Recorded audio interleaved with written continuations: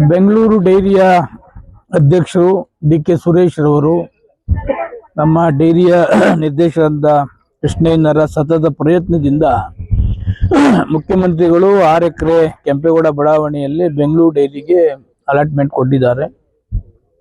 ಇಲ್ಲಿ factory dairy ಸಂಬಂಧಪಟ್ಟಂತ manufacture ಮಾಡ್ತಕ್ಕಂಥದಕ್ಕೆ ಈ ಜಾಗ ಉಪಯೋಗ ಆಗ್ತದೆ. ಮತ್ತು ಸುತ್ತಮುತ್ತಲಿನ ಎಲ್ಲ ಉದ್ಯೋಗಸ್ಥರಿಗೆ, ನಿರುದ್ಯೋಗಿಗಳಿಗೆ ಉದ್ಯೋಗ ಕೊಡ್ತಕ್ಕಂಥ ಒಂದು ಸ್ಕೀಮ್ನ ಈ 6 ಎಕರೆಯಲ್ಲಿ ಯೂಸ್ ಮಾಡ್ತಾ ಇದ್ದಾರೆ. ಜೊತೆಗೆ ಬೆಂಗಳೂರು ಡೈರಿನೂ ಕೂಡ ಶಿಫ್ಟ್ ಮಾಡಬೇಕು. ಬನ್ನೇರುಘಟ್ಟದಲ್ಲಿ ಟ್ರಾಫಿಕ್ ಜನದಟ್ಟಣೆ ಜಾಸ್ತಿ ಇದೆ ಅಂತೇಳಿ ಅದನ್ನು ನಮ್ಮ ಕ್ಷೇತ್ರದಲ್ಲೇ ಒಂದು ನೋಡಿದ್ದೇವೆ. ಸದ್ಯದಲ್ಲಿ ಅದು ಕೂಡ ಫೈನಲ್ ಆಗ್ತದೆ.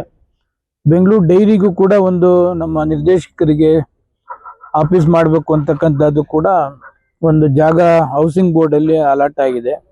ಇದು 4 ಕೋಟಿ ಕಟ್ಟಬೇಕು ಅಂತಿದ್ದಾರೆ. ಅದನ್ನು ಕ್ಯಾಬಿನೆಟ್ಗೆ ಕಳಿಸಿ 10% ಪ್ರಕಾರ ಮಾಡಿಸಿ ಅದನ್ನು ಬೆಂಗಳೂರು ಡೈರಿ ನಿರ್ದೇಶಕರಿಗೆ ಆಫೀಸ್ ಮಾಡ್ತಕ್ಕಂಥದ್ದು. ಯಾಕೆಂದರೆ ನಮ್ಮ ಕ್ಷೇತ್ರದಲ್ಲಿ ಸುಮಾರು 105-106 ಸೊಸೈಟಿಗಳು ಬರ್ತವೆ. ಅದಕ್ಕೆ ಆದಂಥ ಒಂದು ಸ್ವಂತ ಕಚೇರಿ ಅದು ಜಾಗ ಆಗಿದೆ. ಮುಂದಿನ ದಿವಸದಲ್ಲಿ ಅದು ಕೂಡ ಆಗ್ತದೆ.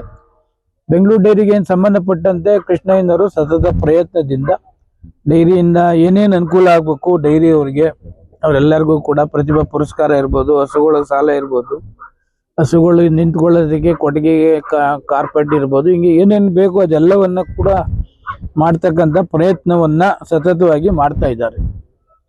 ಡಿ.ಕೆ. ಸುರೇಶ್ ಅವರ ಅಧ್ಯಕ್ಷರಾದ ಮೇಲೆ ಕೆಲವೊಂದು ಕಡೆ ಬಮೂಲಲ್ಲಿ ಒಂದು ಹೊಸ ಒಂದು ಆಯಾಮ ಸೃಷ್ಟಿ ಆಯಿತು. ಮಾರ್ಕೆಟಿಂಗ್ ಆಗಿರ್ಬೋದು, ಮತ್ತೆ ಮಾರ್ಕೆಟಿಂಗ್ ವ್ಯಾಪ್ತಿ ಜಾಸ್ತಿ ಆಗಿರ್ಬೋದು, ಏನಾದರೂ ಬದಲಾವಣೆ ಸತತ ಪ್ರಯತ್ನ ಮಾಡ್ತಿದ್ದಾರೆ. ಅವ್ರಿಗೆ ನಾಲೆಡ್ಜ್ ಇದೆ. ಲೋಕಸಭಾ ಸದಸ್ಯರಾದ್ಮೇಲೆ ಜೊತೆಗೆ ಕನಕಪುರದಲ್ಲೂ ಕೂಡ ಬೆಂಗಳೂರು ಡೈರಿ ಮ್ಯಾನುಫ್ಯಾಕ್ಚರ್ ಮಾಡ್ತಕ್ಕಂಥದ್ದು ಕೋಟ್ಯಾಂತರ ರೂಪಾಯಿ ಇನ್ವೆಸ್ಟ್ಮೆಂಟ್ ಕೂಡ ಅಲ್ಲೂ ಕೂಡ ಮಾಡಿಸಿದ್ದಾರೆ. ಡೈರಿ ಅಧ್ಯಕ್ಷ ಆದ್ಮೇಲೆ ಬಹಳಷ್ಟು ಡೆವಲಪ್ಮೆಂಟ್ ಮಾಡ್ತಾನೂ ಇದ್ದಾರೆ. ಒಂದು ಒಳ್ಳೆಯ ಕಾರ್ಯಕ್ರಮಕ್ಕೆ ಚಾಲನೆಯನ್ನ ಡಿ.ಕೆ. ಸುರೇಶ್ ಅವರು ಕೊಡ್ತಿದ್ದಾರೆ. ಎಲ್ಲ ನಿರ್ದೇಶಕರು ಕೂಡ ಸಂಪೂರ್ಣ ಸಹಕಾರ ಕೊಡ್ತಾ ಇದ್ದಾರೆ.